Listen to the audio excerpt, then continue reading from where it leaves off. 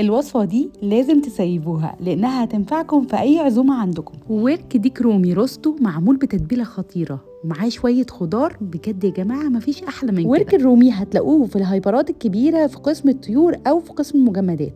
هنعمل له محلول نقع هيقعد فيه 24 ساعة. حلة كبيرة هنملاها مية وهننزل بنص كوباية من الخل، معلقتين كبار من السكر، ومعلقة كبيرة من الملح، برتقانة وليمونة متقطعين شرايح، مجموعة من التوابل العطرية الصحيحة زي عيدان القرفة، ورق اللوري، واليانسون النجمة، الحبهان، وكمان القرنفل والفلفل الحب. كمان تقدروا تزودوا روزماري وزعتر فريش. المحلول ده ليه وظيفتين مهمين جدا. أول حاجة إنه هيشيل عندنا أي زفارة من الديك. تاني حاجة بيطري أنسجة اللحم، فبعد السوا بتلاقوها جوسي كده وطرية وخطيرة. تاني يوم هنحضر أحلى تتبيلة للديك، عبارة عن زبدة مع زيت زيتون، معلقة عسل، ومعلقة دبس رمان، عصير ليمون، ومعلقة صغيرة من الثوم، ومجموعة من التوابل هكتبها لكم كلها بالتفصيل في الكابشن، وأهم حاجة فيهم الروزماري والزعتر الفريش. هنقلب التتبيلة بتاعتنا كويس جدا، وهنجيب الديك الرومي بتاعنا، وبعد ما نطلعه من محلول النقع هننشفه كويس جدا من كل ناحية، ونبتدي بإيدينا نفصل الجلد عن اللحم، بس أهم حاجة سيبوها من الجنب.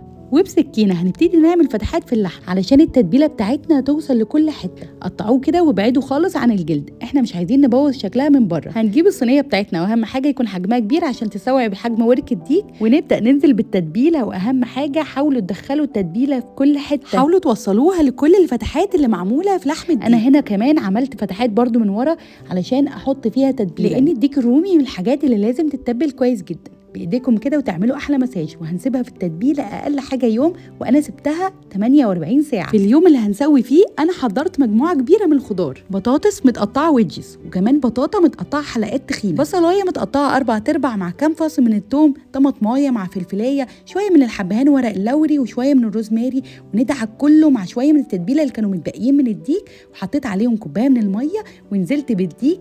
طبعا هو قعد في التتبيله لما قال يا بس. هنغطي بقى الصينيه بتاعتنا كويس جدا بطبقتين من ورق الزبده وطبقه من ورق الفويل، واهم حاجه نقفله كويس جدا.